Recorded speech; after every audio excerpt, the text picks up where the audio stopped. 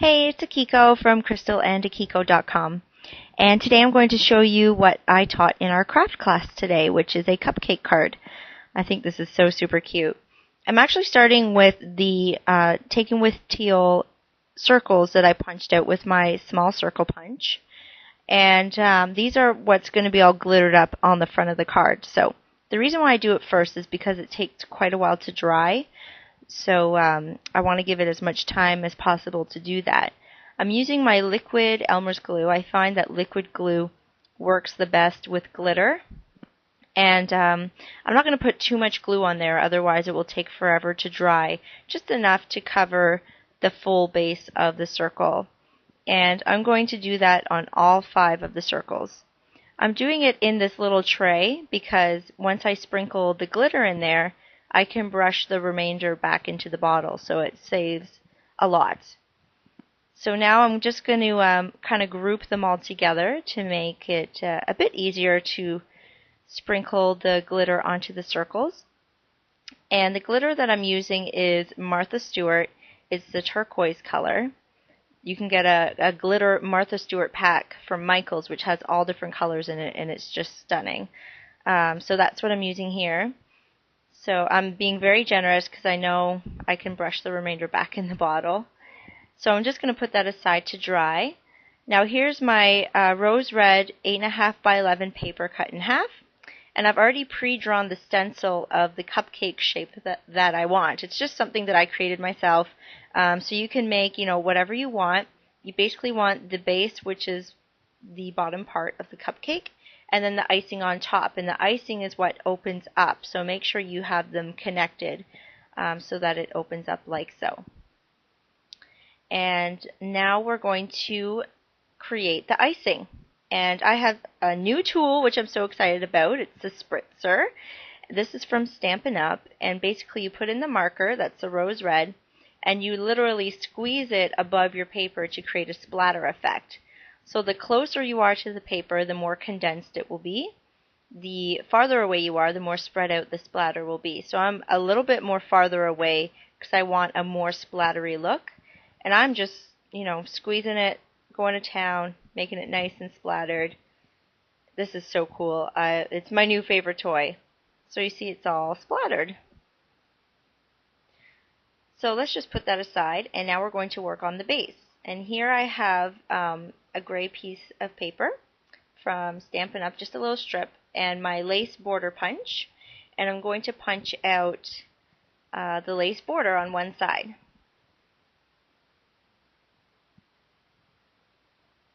So once I do that, we're actually going to crimp it with this lovely crimping device.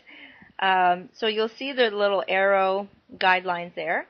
I'm going to feed the paper in just enough so that it touches the metal, and then I'm going to squeeze the handle. And all you do is turn the wheel, and voila, it crimps the paper. It's so easy to use, and it creates a really nice texture on the paper. So I'm just going to use my tape runner and glue that to this brown strip of paper, which I actually got from Stampin' Up. It's a designer paper. It's the Thoroughly Modern set, and it's like a brown polka dot paper. Really, really nice. So now that I've glued that on, I just trimmed the edges off because it was a bit long.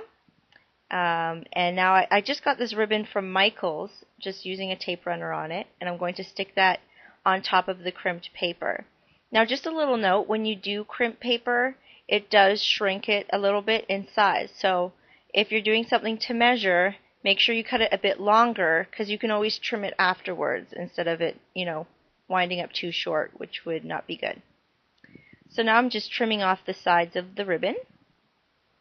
This ribbon almost matches the rose red. I was quite impressed, actually. I have another strip which I'm going to tie a bow with now. So all I do is create 2 loops. Make sure it's a fairly long piece, enough that you can work with. There's nothing more frustrating than trying to tie a bow with a small piece of ribbon. And you're just going to tie the 2 loops in a knot.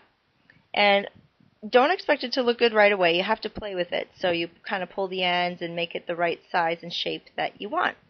Then once you do that, you can trim the edges and, make it into this cute little perfect bow. So before I put the bow on, I'm going to glue the brown piece onto the cupcake card. So I'm just using my tape runner, and you can use whatever you want though, whatever you prefer using. And it's just going to go on the base, so it's something that you'll see when the card is both open and closed, which is kind of cool.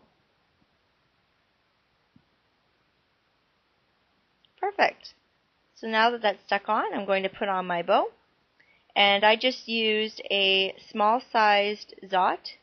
I just found that the easiest, and I just put it on the knot of the bow so that I know it's not going to go anywhere and it's fairly hidden.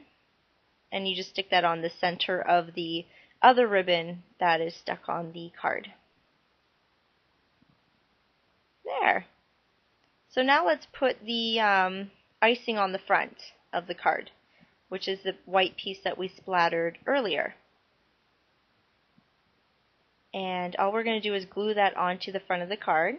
I left a little bit of a border so you can see the rose red around the edges. I'm just using a glue stick for this.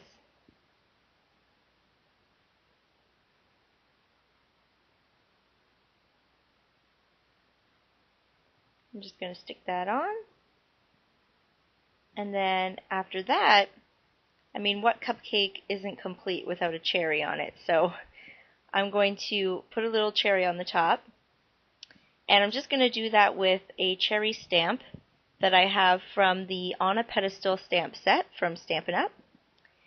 And basically all I'm going to do is take the rose red marker that I used in the spritzer, and you'll want to lay it flat so that you can color over the image, over the rubber. And I have a white piece of scrap paper, Whisper White. I'm going to stamp it on there. And then take the small circle punch that I used for the teal circles, the glittery ones, and I'm going to punch out the cherry. We were having a good laugh about this in the class because when you were punching it, the cherries were popping out. So we kept saying, "Oh, we popped the cherry." It's actually quite funny. So now we're going to pop up the cherry with this little piece of rubber adhesive, or sorry, foam adhesive, just to, give it a little bit of dimension. And that's going to go on the top of the card.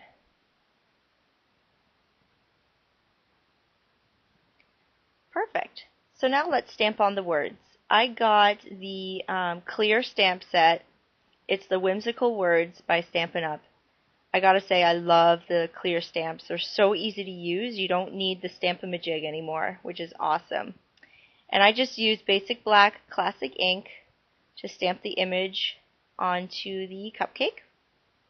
And on the inside, I just have a little saying, which is actually from the Level 3 Hostess set from Stampin' Up, but you can put anything you want in there. So I think these are dry now. Let's test it out. Feels like it's pretty dry. And I'm going to glue these on the front of the cupcake now.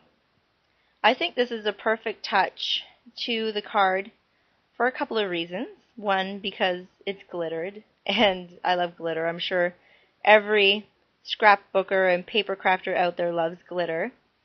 And I think the blue really makes it pop. It kind of gives that nice splash of color to the card, which is nice. And it kind of looks like little candies that you would put onto a cupcake. You can put these wherever you want on the card. I just kind of put them in each little, I guess, curved icing blob, whatever you want to call that. And it gives it a nice final touch. So there you have it. I'll show it close up. A happy birthday cupcake card. Be sure to try it out. Let me know your thoughts on my blog at crystalandakiko.com. Thank you so much for watching. See you next time.